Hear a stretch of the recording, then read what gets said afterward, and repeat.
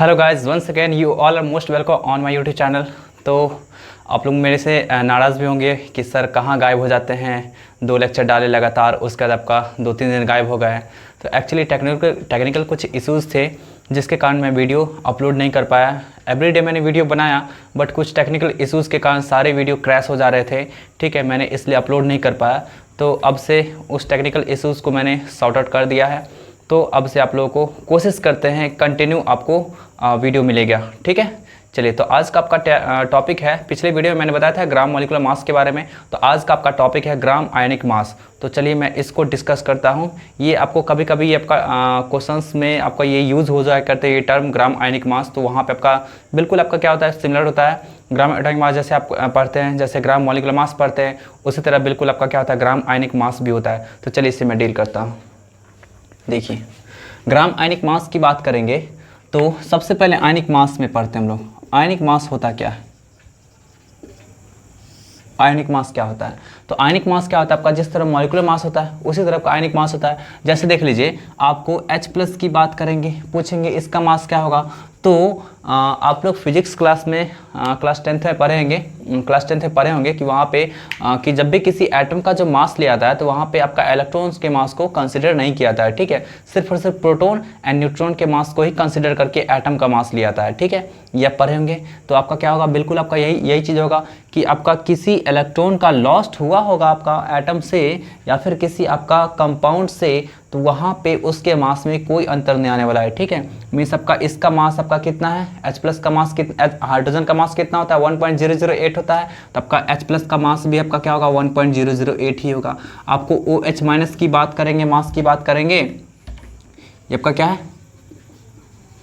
आयनिक मास, ये आपका क्या है, AMU में होगा। ठीक है, हम लोग OH- की बात करेंगे तो इसका क्या होता है, 16 होता है। इसका आपका कितना होता है, 1.008। तो आप इसको आप अप्रॉक्स में ले सकते हैं, 1 भी ले सकते हैं। तो कितना आपका हो गया, 17 AMU। आपसे बोला जाएगा NO3- का मास बताने के लिए, आयनिक मास बताने के लिए, तो इसका आपका 14 होता है, इसका आपका 16 होता है। 16 3 ज़ा 48 एंड 14 62 AMU। कोई डाउट है? आपको बोला जाएगा SO4 2- का मास निकालने के लिए कितना आपका हो जाएगा, इसका होता है आपका 32 और इसका आपका हो जाएगा 4 × 16, मीन्स आपका ये 96 हो जाएगा AMU। कोई डाउट है? तो ये सब आपका क्या होता है, आयोनिक मास होता है। और ये वास्तव में ये आपका क्या होता है, आयनिक मास होता है। अब आप इसी आयनिक मास को ग्राम में एक्सप्रेस कर देंगे, देन आपका वो क्या हो जाएगा, ग्राम आयनिक मास हो जाएगा। तो हम लोग देखिए इसके ग्राम आयनिक मास की बात करेंगे। ग्राम आयोनिक मास की बात करेंगे तो आप बिल्कुल आप इसको शॉर्ट में लिख सकते हैं GIM। ठीक है, आप इसे लिख सकते हैं 1.008 ग्राम। जस्ट सिंपली आप AMU को रिप्लेस कर देंगे ग्राम से।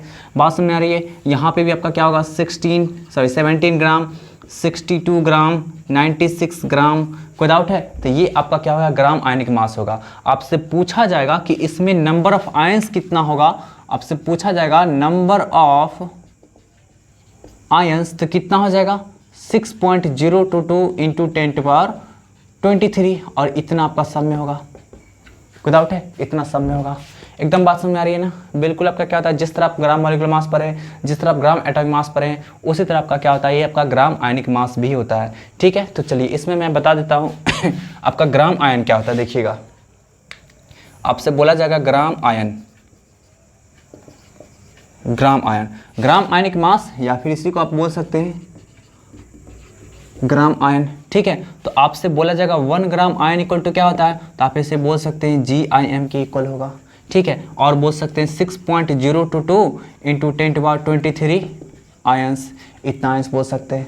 एकदम बात समझ में आ रही है? ठीक है, चलिए। तो आपका क्या होगा, 1 ग्राम आयंस इक्वल टू आपका क्या हो जाएगा, ग्राम आयनिक मास हो जाएगा, या फिर 6.022 × 10⁻23 आयंस हो जाएगा। आपसे बोला जाएगा नंबर ऑफ ग्राम आयंस निकालने के लिए, number of gram ions, number of gram ions equal to, तो क्या हो जाएगा आपको, इफ मास रहेगा आपका दिया हुआ आयंस का, तो आपका क्या हो जाएगा, mass of ion in gram divided bye GIM। बिल्कुल जिस तरह हम लोग ग्राम मॉलिक्यूलर मास निकालते हैं ना, उसी तरह आपका क्या होगा, ऐसे भी निकाल सकते हैं। ठीक है, फिर आप ऐसे भी निकाल सकते हैं, देख लीजिए आपका number of ions divided by 6.022 into 10⁻23। ठीक है, जिस तरह हम लोग वहाँ पे इन सब फार्मूलाज को डिराइव किए थे, इस तरह के फार्मूलाज को, उसी तरह आपका यहाँ भी आपका ये फार्मूला डिराइव होगा। बात समझ आ रही है? तो ये आपका कॉन्सेप्ट क्लियर हुआ, ग्राम आयनिक मास का कॉन्सेप्ट क्लियर हुआ। अब देखिए इस पर मैं क्वेश्चंस कुछ बताता हूँ, देखिएगा आप लोग गौर से, मिटा दे रहा हूँ, आप लोग नोट कर लीजिएगा।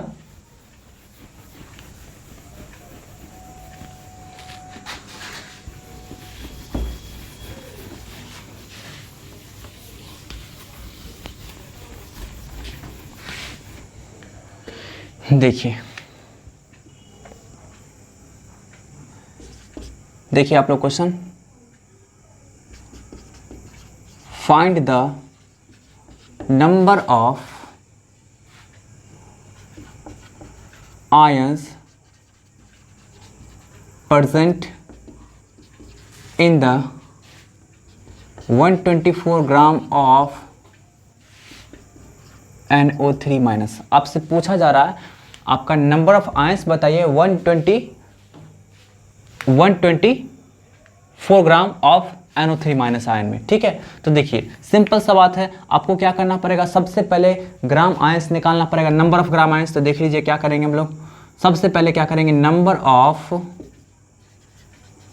ग्राम आयंस निकालेंगे। तो आपको पता है number of gram ions equal to क्या होता है, mass given in gram divided by क्या होता है आपका, ग्राम आयनिक मास। तो देखिए मास गिवन इन ग्राम कितना दिया आपका, 124 ग्राम दिया हुआ है, तो 124 ग्राम डिवाइड बाय ग्राम आयनिक मास कितना आपका होगा इसका 62, तो यह 62 ग्राम पर मोल। तो आपका क्या हो जाएगा, यहाँ से कैलकुलेट करेंगे तब का क्या होगा 2 मोल। अब नया टर्म आपका मोल आपका इंट्रोड्यूस हो गया है। ठीक है, तो मैं इस सारे टर्म को हटा ही देता हूँ। ठीक है, ताकि आप लोग कंफ्यूज ना हो। तो आपको नंबर ऑफ ग्राम आयंस कितना आपका हो गया, 2 ग्राम आयंस हो गया, 2 ग्राम आयंस हो गया। कोई डाउट है? आपका नंबर ऑफ ग्राम आयंस अभी निकला है, लेकिन आपसे पूछा क्या जा रहा है, नंबर ऑफ आयंस पूछा जा रहा है। ठीक है, तो नंबर ऑफ आयंस कैसे कैलकुलेट करेंगे, तो आपको पता है since 1 gram ion equal to कितना होता है 6.022 इंटू 10⁻23 आयंस, याद है ना? ठीक है, तो चलिए आपका क्या होगा, 2 ग्राम आयंस में आपका कितना होगा, 2 ग्राम आयंस में कितना होता है 2 इंटू 6.022 इंटू 10⁻23 आयंस। कोई डाउट है? एकदम बात समझ में आ रही है? ये समझ में आई आपको कि 1 ग्राम आयंस में आपका कितना आयंस होता है 6.022 इंटू 10⁻23 आयंस। तो आपको 2 ग्राम आयंस में कितना आपका हो जाएगा, इतना। तो आपको यही आंसर का डिमांड करा था एंड आपका यही आपका आंसर हो गया। कोई डाउट है? चलिए अब आपको पूछा जा सकता है, इसी क्वेश्चन से पूछा जा सकता है कि बताइए आपको कि इतने आपको ग्राम ऑफ NO3 माइनस में आपको नंबर ऑफ ऑक्सीजन एटम कितना होगा, ये पूछा जा सकता है। ध्यान से सुनिएगा आपका क्वेश्चन, मैं लिख दे रहा हूं क्वेश्चन, इसे मैं मिटा देता हूं, आप लोग नोट कर लीजिएगा।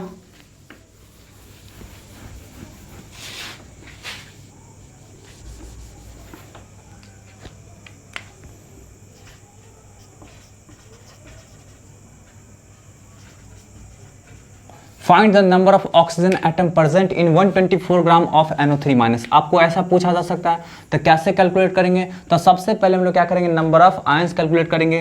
तो नंबर ऑफ आयंस अभी जस्ट मैंने कैलकुलेट किया था, कितना था आपका 2 इंटू 6.022 इंटू 10⁻23 आयंस, इतना था। मतलब आपका इतना नंबर आपका क्या होगा, NO3 माइनस का होगा। कोई डाउट है? अब आप देख रहे होंगे कि आपका 1 NO3 माइनस में आपका कितना ऑक्सीजन एटम है, 3 ऑक्सीजन एटम है। आपको दिख रहा है ना, NO3 माइनस में क्या आपका ऑक्सीजन का नंबर कितना आपका 3 है, 1 आयंस में 3 है। तो आपको इतना आयंस में बोलेगा तो क्या आपका होगा, 3 से मल्टीप्लाई कर देंगे। आ रही बात में? चलिए तो आपका क्या होगा, since 1 NO3 minus ion contain 3O atom, oxygen atom. ठीक है, ऑक्सीजन एटम का आपका कितना है, 3 ऑक्सीजन एटम। कोई डाउट? तो चलिए आपको इतना आयंस में कितना होगा, therefore 2 × 6.022 × 10⁻23 NO3 minus ions contains कितना होगा, 3 से आप मल्टीप्लाई कर देंगे, है ना, आपका इतना ऑक्सीजन एटम निकल गया। एकदम बात समझ में आ रही है, कोई डाउट हुआ है? चलिए, तो आप ऐसे करके क्या कर सकते हैं, आप नंबर ऑफ ऑक्सीजन एटम निकाल सकते हैं। आपसे पूछा जाएगा नंबर ऑफ नाइट्रोजन एटम कितना होगा, तो सिमिलरली आप निकाल देंगे। बताइए एक आपका मॉलिक्यूल, एक आपका आयंस में कितना आपका नाइट्रोजन एटम है, तो आपका एक है, सिंगल है, तो आपका इतना ही हो जाएगा नाइट्रोजन एटम। कोई डाउट है? ये क्वेश्चन पूछा जा सकता है आपसे। दूसरे वे में भी क्वेश्चन पूछा जा सकता है। देखिए दूसरे में क्या क्वेश्चन पूछा जाएगा, देखिए मैं बता दे रहा हूं। Find the total number of electrons present in the above question। ठीक है, आपसे ये पूछा जाएगा कि बताइए ऊपर के क्वेश्चन में, जो आपका एबव क्वेश्चन में आपको नंबर ऑफ इलेक्ट्रॉन्स कितना होगा, टोटल नंबर ऑफ इलेक्ट्रॉन्स आपसे पूछा जा रहा है। तो टोटल नंबर ऑफ इलेक्ट्रॉन्स आपसे पूछा जा रहा है, तो कैसे कैलकुलेट करेंगे इसे, तो देखिए, तो आपको सबसे पहले कैलकुलेट करना पड़ेगा कि आपका एक मॉलिक्यूल में कितना इलेक्ट्रॉन्स है। ठीक है, तो देखिए सबसे पहले कैलकुलेट करेंगे हम लोग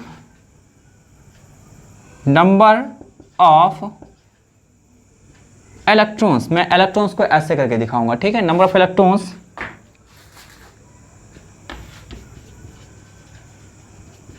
present in, number of electrons present in 1 NO3 minus is equal to, देखिए कैसे कैलकुलेट करेंगे। नाइट्रोजन की बात करेंगे तो नाइट्रोजन का एटॉमिक नंबर कितना होता है, आपका 7 होता है।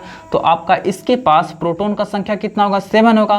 तो आपका इलेक्ट्रॉन का भी संख्या आपका क्या होगा, 7 होगा। एंड न्यूट्रॉन का भी संख्या आपका क्या होता है, नंबर कितना होता है आपका, 7 होता है। कोई डाउट है? आप ऐसे करके लिखा करते हैं ना जी। नाइट्रोजन के पास आपका क्या होता है, एटॉमिक नंबर 7 होता है। तो जितना प्रोटॉन का नंबर होता है, न्यूट्रल एटम की बात करेंगे, न्यूट्रल एटम की जितना प्रोटॉन का नंबर होता है आपका, उतना ही इलेक्ट्रॉन का भी नंबर होगा। ठीक है, एंड आप मास नंबर के में से क्या करेंगे, सब्ट्रैक्ट कर लेंगे प्रोटॉन का नंबर। मींस मास नंबर आपका ऊपर रहता है लिखा हुआ, तो मास नंबर में से सब्ट्रैक्ट कर लेंगे प्रोटॉन का नंबर, तो वहां पे नंबर ऑफ न्यूट्रॉन्स निकल जाएगा। तो यहाँ पे नंबर ऑफ न्यूट्रॉन्स भी आपका 7 होगा, नंबर ऑफ प्रोटॉन आपका ये होगा ही, नंबर ऑफ प्रोटॉन जितना होगा उतना आपका नंबर ऑफ इलेक्ट्रॉन होगा फॉर न्यूट्रल एटम।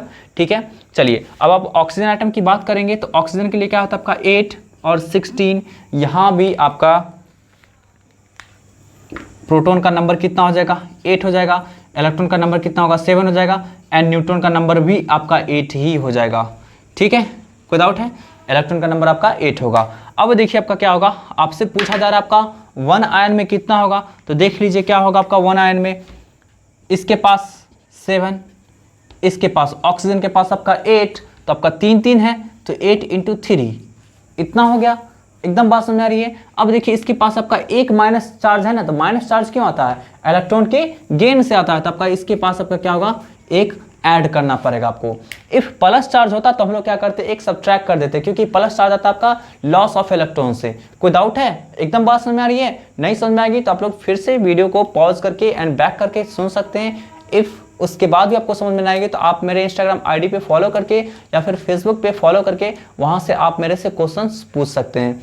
ठीक है, चलिए तो आपका कितना हो जाएगा, इसके पास आपका नंबर ऑफ आयंस कितना हो जाएगा 24, और एक आपका 25 और 7 32। मीन्स आपका 1 आयंस में 1 NO3 माइनस में आपका 32 इलेक्ट्रॉन हुआ। तो आपके पास टोटल नंबर ऑफ आयंस कितना दिया हुआ है, तो टोटल नंबर ऑफ आयंस आपका इतना दिया हुआ है। तो आप इसे मल्टीप्लाई कर देंगे।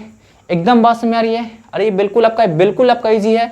आप मान लीजिए आपका एक मैच बॉक्स का डब्बा लाते हैं, माचिस होता है ना, माचिस, ठीक है, आप उसका डब्बा लाते हैं। उस डब्बा में आपका 7 माचिस का डब्बा है, छोटा छोटा जो आप इस्तेमाल करते हैं पैकेट, ठीक है, 7 है। एंड एक में मान लीजिए आपका जो माचिस के स्टिक की बात करेंगे, वो आपका माचिस का स्टिक आपका एक छोटे से पैकेट में, ठीक है, आपका मान लीजिए 50 है, तो टोटल 7 पैकेट्स में कितना होगा, क्या करेंगे आप, मल्टीप्लाई करेंगे 50 को 7 से। एकदम बात समझ आ रही है? तो टोटल नंबर ऑफ स्टिक्स पता चल जाएगा। बिल्कुल आपका यहाँ पे उसी तरह होगा। आपको नंबर ऑफ आयंस पता करना है, तो आपका 1 आयन में आपका टोटल नंबर ऑफ इलेक्ट्रॉन्स पता हो गया 32, एंड आपके पास टोटल नंबर ऑफ आयंस दिया हुआ है। तो आप क्या करेंगे, इस 32 को आप इससे मल्टीप्लाई कर देंगे, देन आपको मिल जाएगा। तो यहाँ पे देख लीजिए, तो total number of electrons is कितना होगा, तो 32 को मल्टीप्लाई कर देंगे, किससे मल्टीप्लाई करेंगे हम लोग, 2 इंटू 6.022 इंटू 20/23, तो आपका यही आंसर हो गया। कोई डाउट है, एकदम बात समझ में आ रही है। आपसे पूछा जाता total number of neutrons, then आप क्या करते, आप न्यूट्रॉन्स के नंबर को ऐड करते एंड देन वहां पे मल्टीप्लाई करते। आपसे पूछा जाता total number of protons, then आप क्या करते, टोटल नंबर ऑफ प्रोटॉन्स को ऐड करते, देन वहां पे आप मल्टीप्लाई करते। एकदम बात समझ में आ रही है। आपसे पूछा जाता टोटल नंबर ऑफ प्रोटॉन्स, तो क्या करते, total number of proton calculate कर लेते एंड नंबर ऑफ आपका आयंस में मल्टीप्लाई कर लेते। मीन्स आपको कुछ भी पूछा जाएगा तो आप 1 आयन या फिर 1 मॉलिक्यूल में आपका जितना परसेंट होगा आप कैलकुलेट कर लेंगे, देन आप नंबर ऑफ आयंस या फिर नंबर ऑफ मॉलिक्यूल जो भी आपको रहेगा गिवन, आप उसमें मल्टीप्लाई करके कैलकुलेट कर लेंगे। एकदम बात समझ में आ रही है। चलिए फिर हम लोग नेक्स्ट टॉपिक की ओर बढ़ते हैं।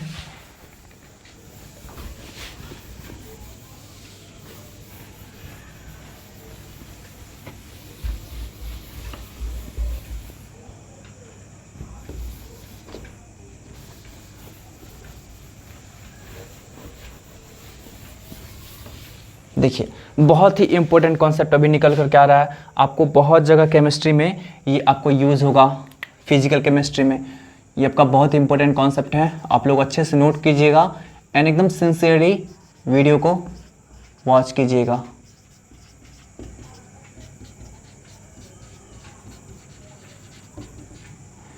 एवोगाड्रोस हाइपोथेसिस, देखिए बहुत इंपॉर्टेंट कॉन्सेप्ट है आपका ये आपको बहुत सारे क्वेश्चंस में आपको ये डायरेक्ट यूज़ हो सकते हैं। आपको वहाँ पे पता भी नहीं चल पाया कि ये आपका कहाँ से आ रहा है।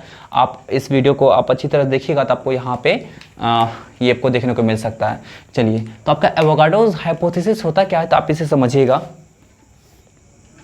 आप 2 कंटेनर ले लीजिए, इसका वॉल्यूम आपका V है, प्रेशर इसमें आपका P है एंड आपका टेम्परेचर T है। आप एक और वॉल्यूम ले लीजिए कंटेनर, इसका भी वॉल्यूम आपका सेम है V, इसका भी आपका प्रेशर सेम है एंड इसका भी टेम्परेचर सेम है। मतलब क्या होगा, आपका 2 आइडेंटिकल कंटेनर है, ठीक है, 2 आइडेंटिकल कंटेनर बिल्कुल एक जैसा है, ठीक है, बिल्कुल एक जैसा है, उसका वॉल्यूम सेम है, प्रेशर सेम है, टेम्परेचर सेम है, सब कुछ सेम है। बट इसमें क्या आपका गैस जो आपका रखा गया है, आपका गैस आपका अलग अलग रखा गया है। गैस आपका A रखा गया है, गैस B रखा गया है। मान सकते हैं आप इसमें कि आपका एक में CO2 होगा, एक में O2 होगा, ठीक है।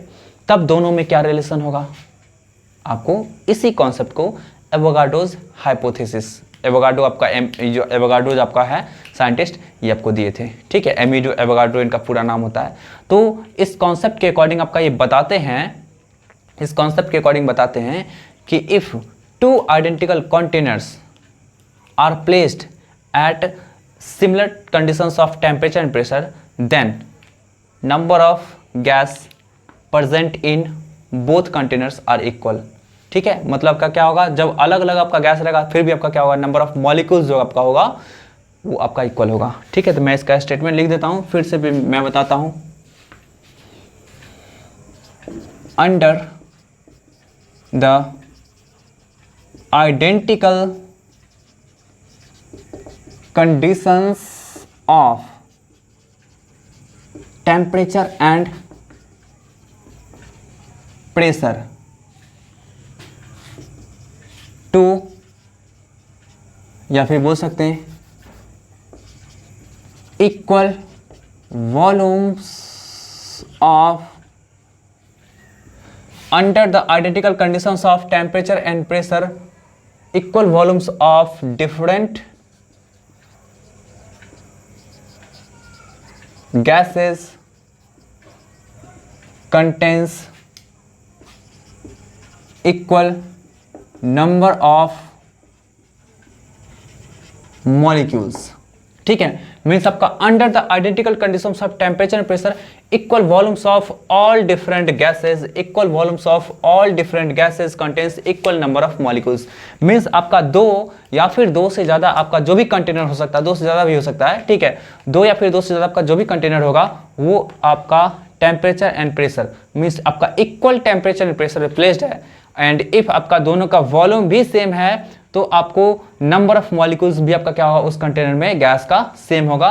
ये आपका इसके नेचर से इंडिपेंडेंट होगा। मीन्स आपका कौन सा गैस इसमें रख रहे हैं, कौन सा गैस इसमें रख रहे हैं, उससे आपका क्या होगा, बिल्कुल आपका इंडिपेंडेंट होगा। मीन्स आप यहां पे बोल सकते हैं number of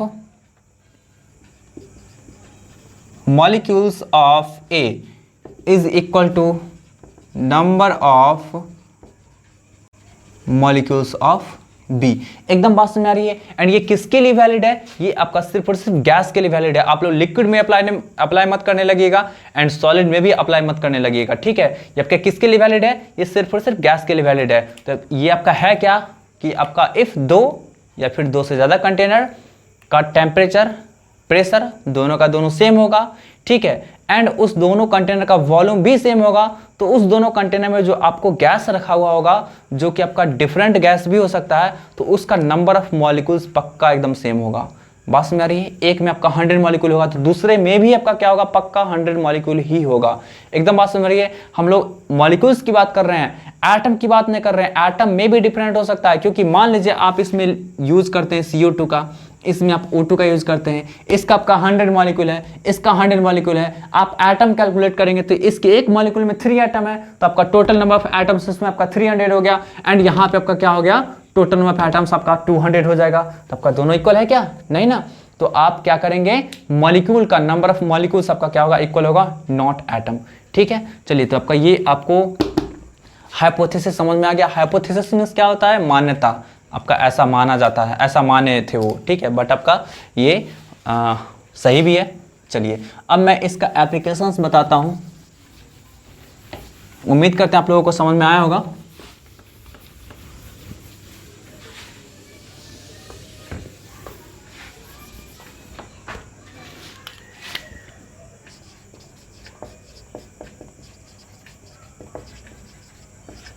applications of Avogadro's hypothesis. देखिए, फर्स्ट एप्लीकेशन क्या है, बहुत ही सिंपल एप्लीकेशन है, इसके बारे में आप लोग क्लास 9th-10th में पढ़े भी होंगे।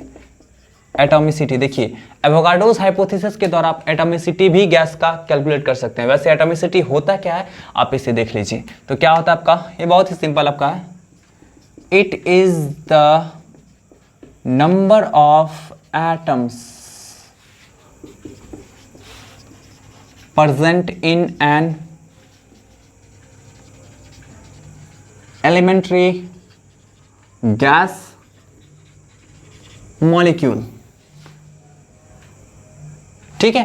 यही आपका क्या होता है, it is the number of atoms present in an elementary gas molecule. यही आपका क्या होता है, एटॉमिसिटी, ठीक है। तो जैसे देखिए, तो मैं बता रहा हूं, जैसे आप नोबेल गैस की बात कर लें,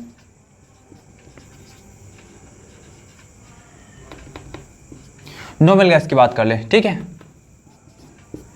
तो नोबेल गैस की बात करेंगे तो उसमें आपका क्या होगा, जैसे आपका हीलियम आ गया, है ना, आपका नियोन आ गया, आर्गन आ गया, क्रिप्टन आ गया, जेनन आ गया, रेडन आ गया। ये सब के पास आपका ये सब जो होता है ना आपका, वो बिल्कुल आपका सिंगल एटम के रूप में ही एग्जिस्ट करता है।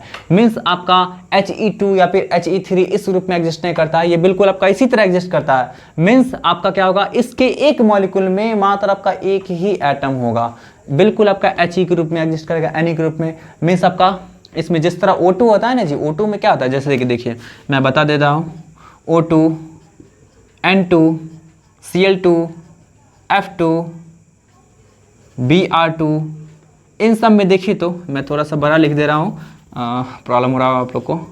O2, Cl2, F2, N2 और भी बहुत सारे होंगे, ठीक है। तो इसमें देखिए तो इसके एक मॉलिक्यूल में आपका 2 एटम एग्जिस्ट कर रहा है, इसके एक मॉलिक्यूल में 2 एटम एग्जिस्ट कर रहा है। तो यहाँ पे आपका क्या होगा, इन सबको बोलेंगे हम लोग डाई एटॉमिक, ठीक है, डाई एटॉमिक। एंड इसका आपका एटॉमिसिटी की बात करेंगे, एटॉमिसिटी की बात करेंगे तो इन सबको हम लोग बोलेंगे मोनो एटॉमिक। और इसका एटॉमिसिटी कितना होगा, 1 होगा, क्योंकि इसके एक मॉलिक्यूल में आपका क्या होगा, एक ही एटम एग्जिस्ट कर रहा है। यहाँ पे देखिए तो इसके एक मॉलिक्यूल में आपका 2 एटम एग्जिस्ट कर रहा है, तब का क्या होगा 2, यहाँ भी आपका 2, यहाँ भी 2, यहाँ भी 2। एंड इसके अलावा भी बहुत सारे ऐसे आपका है मॉलिक्यूल्स जिसमें आपका 2-2 एटम होगा। तो आपका इन सब एटम्स को बोला करते हैं हम लोग डाई एटॉमिक। डाई मीन्स होता है 2 और एटॉमिक, समझ रहे हैं, मीन्स ऐसा मॉलिक्यूल जिसमें आपका 2-2 एटम होगा। मोनो मीन्स होता है आपका वन सिंगल, एंड एटॉमिक में समझ रहे हैं एटम आपका ऐसा मॉलिक्यूल जिसमें आपका क्या होगा, एक ही होगा एटम। अब देखिए ट्राई एटॉमिक की बात करें जैसे O3, तो O3 को क्या बोलेंगे हम लोग, ट्राई एटॉमिक बोलेंगे, ट्राई एटॉमिक। और इसमें आपका इसका एटॉमिसिटी कितना हो जाएगा आपका 3, क्योंकि इसमें आपका क्या है, इसमें क्या आपका 3 एटम है। ठीक है, चलिए P4 की बात करेंगे, P4 की बात करेंगे तो ये आपका क्या हो जाएगा, टेट्रा एटॉमिक, टेट्रा एटॉमिक। ठीक है, एंड इसका आपका कितना हो जाएगा, 4 हो जाएगा। कोई डाउट है, इसका आपका कितना हो जाएगा, 4 हो जाएगा। आप S8 की बात करेंगे तो उसका कितना हो जाएगा आपका, उसका आपका 8 हो जाएगा। ऑक्टा एटॉमिक इसको बोल सकते हैं। ठीक है, वैसे 4 के बाद आपका जनरली पॉली एटॉमिक बोल दिया करते हैं। ठीक है, तो ये आपका क्या होता है, एटॉमिसिटी होता है। कोई डाउट है, चलिए आगे बढ़ते हैं हम लोग नेक्स्ट टॉपिक की ओर। फर्स्ट आपका एप्लीकेशन एंड हुआ, नेक्स्ट एप्लीकेशंस की ओर चलते हैं।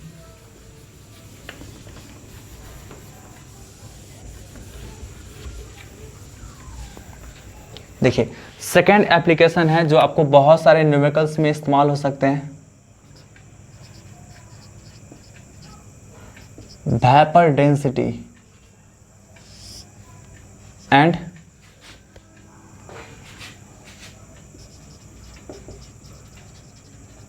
Molecular mass relationship. ठीक है, vapour density and molecular mass relationship.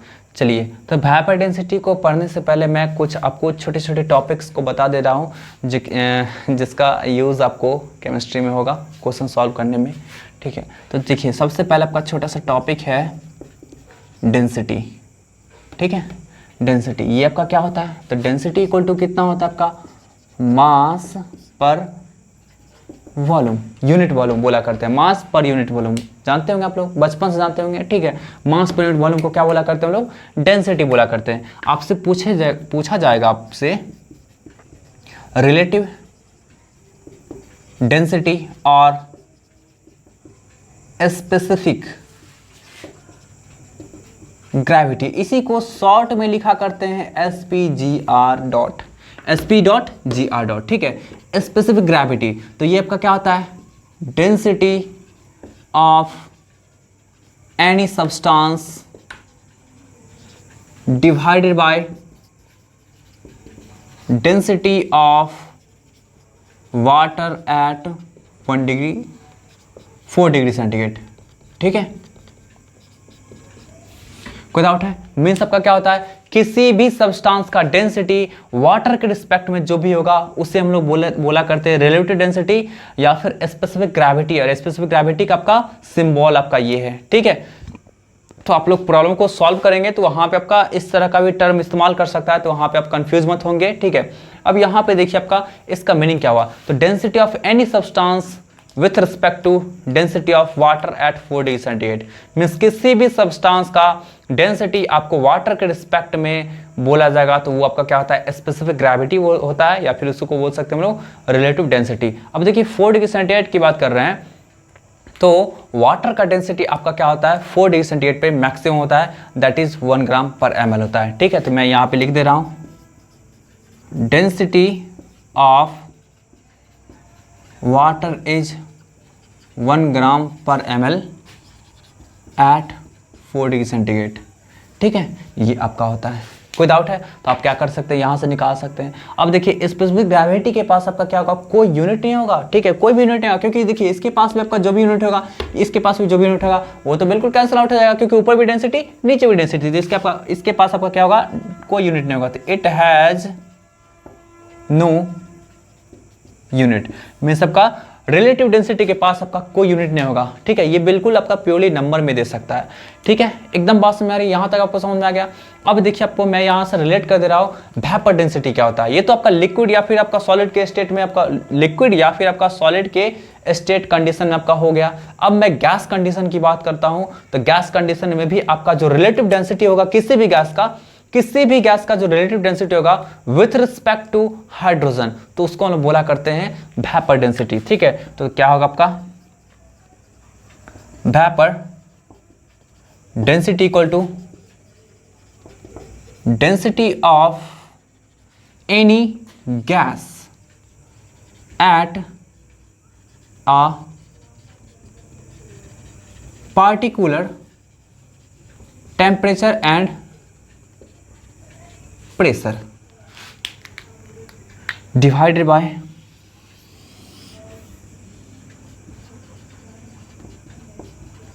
density of H2 gas, hydrogen gas at the same temperature and pressure। Means आपका क्या होगा, जिस टेम्परेचर एंड जिस प्रेशर पे आपका किसी भी गैस का डेंसिटी होगा उसमें डिवाइड कर देंगे उसी टेम्परेचर एंड प्रेशर पे जो हाइड्रोजन गैस का डेंसिटी होगा। एकदम बात समझ आ रही है? क्या होगा आपका, किसी भी गैस का जो भी डेंसिटी होगा आप उसमें डिवाइड कर देंगे density of the hydrogen gas, then आपका क्या हो जाएगा, वो आपका क्या होगा, वेपर डेंसिटी होगा। आ रही बात समझ? यहाँ पे याद रखिएगा दोनों के लिए आपका टेम्परेचर एंड प्रेशर आपका फिक्स होना चाहिए, कांस्टेंट रहना चाहिए, सेम होना चाहिए, ठीक है।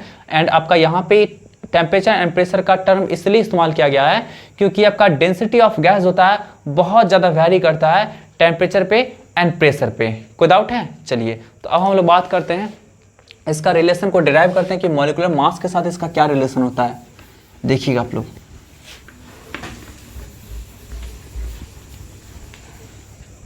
देखिए वेपर डेंसिटी को हम लोग शॉर्ट में VD से भी रिप्रेजेंट करते हैं। तो VD इक्वल टू अभी आपने देखा density of gas by density of H2 gas, मैं शॉर्ट में लिख दिया हूँ सेम टेम्परेचर प्रेशर पे। तो डेंसिटी ऑफ गैस को क्या लिख सकते हैं आप, डेंसिटी ऑफ गैस को क्या लिख सकते हैं,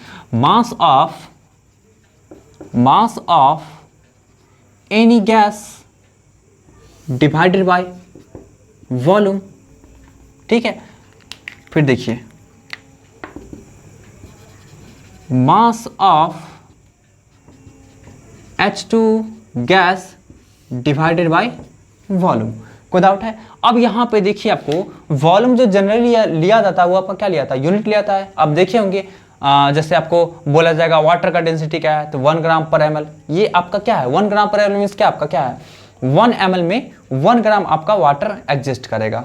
कोई डाउट है? इस तरह करके लिया आता है। आपका किसी भी सब्सटेंस का जो डेंसिटी लिया जाता है तो वहाँ पे वॉल्यूम कितना होता है आपका यूनिट होता है। आप लीटर में ले रहे हैं तो आपका 1 लीटर में कितना मास होगा, आप ml में ले रहे हैं तो आपका क्या होगा 1 ml में कितना मास होगा। तो आपका ओवरऑल कहा जाए तो आपका वॉल्यूम जो होता है वो हमेशा आपका यूनिट ही लिया जाता है, ठीक है, यूनिट ही लिया जाता है। तो आपका क्या होगा, यहाँ पे दोनों का दोनों वॉल्यूम सेम होगा। एंड पहले मैं मेंशन कर चुका हूँ कि दोनों गैस जो है वो सेम टेम्परेचर एंड प्रेशर पे आपका होगा, ठीक है। तो एवोगाड्रो हाइपोथेसिस से आप पढ़े ना कि किसी भी आपका दो गैस का वॉल्यूम सेम होगा, टेम्परेचर सेम होगा, प्रेशर सेम होगा, तो नंबर ऑफ मॉलिक्यूल्स भी आपका क्या होगा, सेम होगा। बात समझ आ रही है? आपका किसी भी दो गैस का वॉल्यूम सेम होगा, टेम्परेचर सेम होगा एंड प्रेशर सेम होगा, ठीक है, तो आपका उसमें नंबर ऑफ मॉलिक्यूल्स भी सेम होगा। तो यहाँ पे आपका क्या होगा, वॉल्यूम को तो मैं कैंसिल आउट कर देता हूँ। उसके बाद आपका क्या हो जाएगा, आप मास ऑफ एनी गैस को जो लिख सकते हैं n into molecular mass of gas by, यहाँ भी n into molecular mass of H2 gas. आप सोच रहे हैं कि भाई n कहाँ से आ गया, तो मैं यहाँ पे लिख देता हूँ फ्रॉम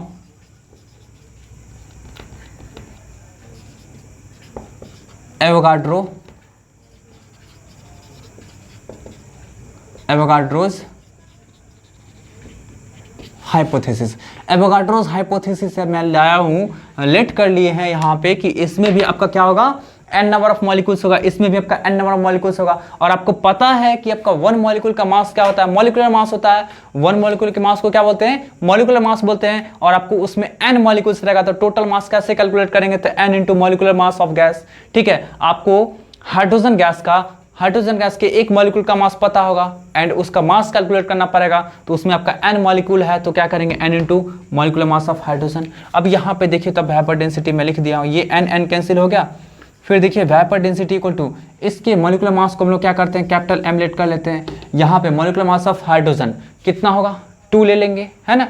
एक हाइड्रोजन का मास अप्रॉक्स में 1 होता है, तो 2 हाइड्रोजन एटम का मास कितना हो जाएगा, 2 हो जाएगा। तो आपका m/2 that is m = 2 into vapour density. ठीक है, m = आपका कितना हो गया, 2 इंटू वेपर डेंसिटी। कोई डाउट है, एकदम बात समझ में आ रही है, देख रही ना कैसे आपका आ गया रिलेशन। तो यही आपका क्या है, इंपॉर्टेंट रिलेशन है, मीन्स आपका molecular mass of the gas is always equal to the 2 times of vapour density of that gas. किसी भी मॉलिक्यूल्स का, किसी भी आप कंपाउंड्स का मॉलिक्यूलर मास निकालना चाहते हैं, इफ उसका आपको वेपर डेंसिटी गिवन होगा तो आप 2 से मल्टीप्लाई करेंगे तो उसका मॉलिक्यूलर मास निकल करके आ जाएगा। कोई डाउट है तो आप लोग इसे नोट कर लीजिएगा। ये आपका सेकेंड एप्लीकेशन था, एंड मैं आपको थर्ड एंड लास्ट एप्लीकेशन बताने जा रहा हूं। देखिएगा आप लोग ध्यान से, वीडियो को पॉज करके आप लोग नोट कर लीजिएगा। चलिए, third and last application, and ये भी आपका बहुत ही इंपॉर्टेंट एप्लीकेशन है, gram molecular volume. Gram molecular volume, देखिए ये भी आपका बताया गया है कि एवोगाड्रो हाइपोथेसिस का आपका थर्ड एप्लीकेशन है।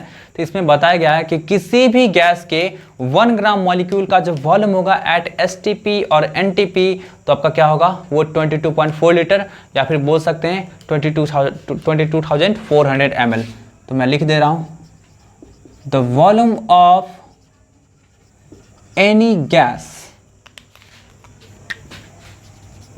एट एसटीपी और NTP, the volume of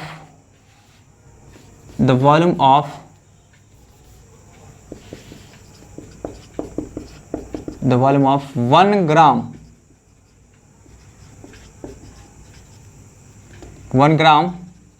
molecule of 1 gram molecule of any gas at STP or NTP is always equal to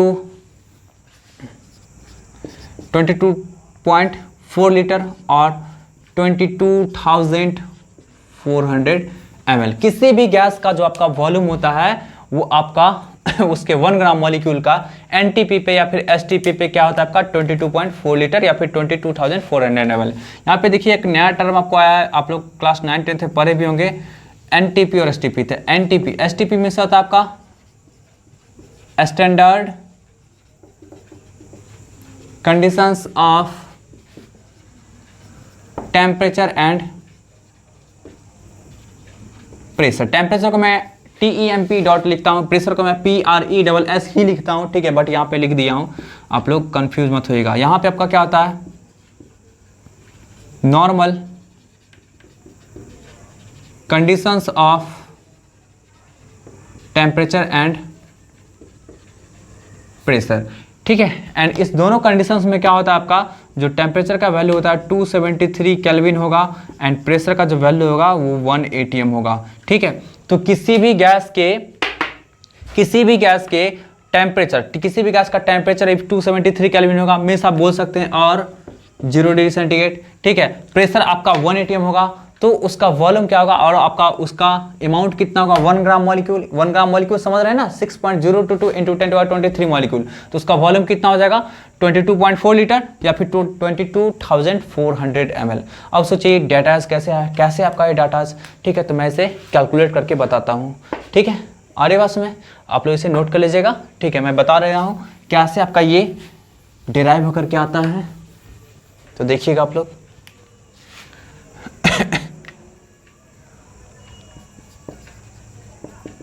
density of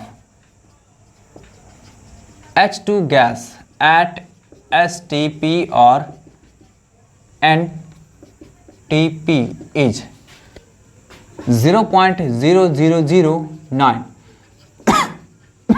gram पर ml, सॉरी, ठीक है। इतना आपका होता है ग्राम पर ml। H2 गैस का, हाइड्रोजन गैस का आपका होता है एसटीपी पे या फिर एनटीपी पे इतना वॉल्यूम होता है, ठीक है। इसका मतलब क्या आपका, इसका मतलब है that is 0.0009 gram of gram of H2 gas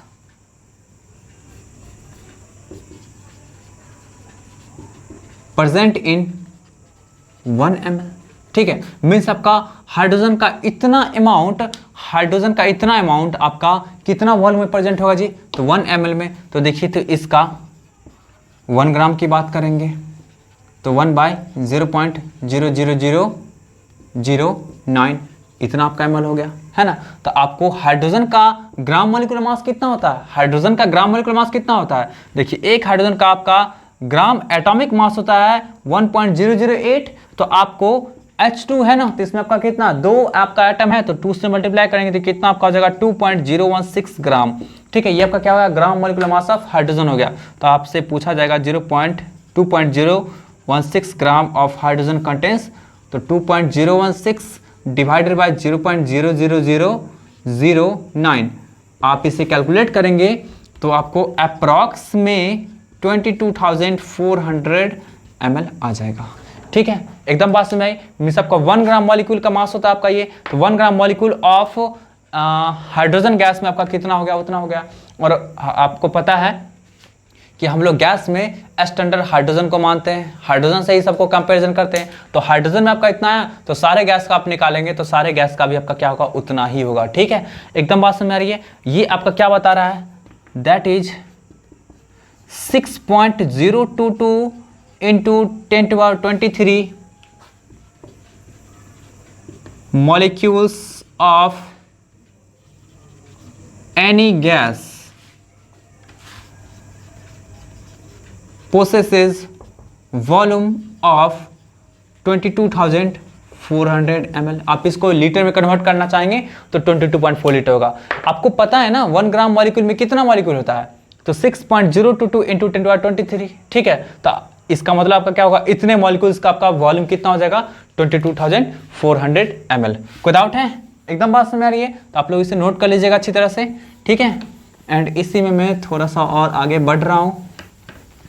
आप लोग का नेक्स्ट क्लास होगा, प्रॉब्लम सेशन का क्लास होगा, तो आप लोग वीडियो को अच्छे से देखिएगा। मैं इस वीडियो के भी लास्ट में डिस्क्रिप्शन बॉक्स में मैं कुछ क्वेश्चंस के सीरीज डाल दूंगा, कोशिश करूंगा, नहीं तो मे भी आप लोग को नेक्स्ट क्लास में ही मैं बताऊंगा। ठीक है, तो देखिए आपका यहाँ पे आप देखिए अभी just 6.022 into 10⁻23 molecules of any gas possesses 22,400 ml। ठीक है, मीन्स आपका इतने मॉलिक्यूल्स आपका उतने वॉल्यूम में एग्जिस्ट करता है। तो आप ऐसा भी बोल सकते हैं, आपको मान लीजिए निकालना रहेगा आपको 1 ml में, आप ऐसा भी उल्टा भी बोल सकते हैं ना, 22,400 ml। और ये बात आपको समझ में आ रही है ना कि ये आपका कहाँ से आया है, ये कहाँ से आया है, आपसे पहले ही कहा गया, आपका इस टॉपिक में पहले ही कहा गया 1 ग्राम मॉलिक्यूल। ठीक है, 1 ग्राम मॉलिक्यूल बोला गया है, तो 1 ग्राम मॉलिक्यूल में कितने मॉलिक्यूल्स होते हैं, 6.022 into 10⁻23 ना। ठीक है, तब का क्या होगा, यहां से आप कैलकुलेट कर सकते हैं, आप उल्टा भी बोल सकते हैं, इतना volume of any gas contains 6.022 into 10⁻23 molecules. ठीक है, इतने मॉलिक्यूल्स होंगे। तो अब देखिए आपका क्या होगा, 1 ml में निकालेंगे तो 1 ml of any gas contains 6.022 into 10⁻23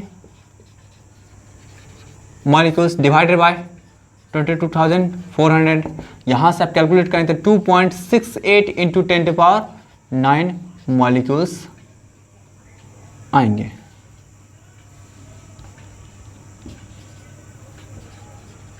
ठीक है, 2.68 into 10⁻19 मॉलिक्यूल्स आएंगे। और इसी नंबर को हम लोग बोला करते हैं लॉस्ट मिडिट नंबर। याद रखिए, ये साइंटिस्ट का नाम है आपको लॉस्ट मिडिट। ठीक है, तो आपका लॉस्ट मिडिट नंबर हम लोग बोला करते हैं। कोई डाउट है, तो आपका यही आपका एप्लीकेशंस ऑफ एवोगाड्रो हाइपोथेसिस रहा। तो आप लोगों का नेक्स्ट क्लास होगा वो बिल्कुल प्रॉब्लम से भरा हुआ होगा। नेक्स्ट क्लास में मैं मोल का थोड़ा सा जिक्र करूंगा, उसका फॉर्मूलाज बताऊंगा, एंड मैं बताऊंगा कि अब तक मैंने जो भी पढ़ा है वो आपका मोल ही था, बट उसका आपका नेम अलग था। ठीक है, तो मैं आपको नेक्स्ट क्लास में मोल का कुछ थोड़ा सा आपका इंट्रोडक्शन दूंगा एंड वहाँ पे आपको बहुत सारे प्रॉब्लम्स का सीरीज़ लेके आऊँगा। ठीक है, वहाँ पे आपका बहुत सारे क्वेश्चंस मैं बताऊँगा। मे बी आप लोग का वो क्लास आपका 1 आवर का भी हो सकता है। ठीक है, तो आप लोग इसे नोट कर लीजिएगा एंड फिर मिलते हैं, बहुत जल्द मिलते हैं नेक्स्ट वीडियो में। तब तक के लिए बाय बाय, टेक केयर।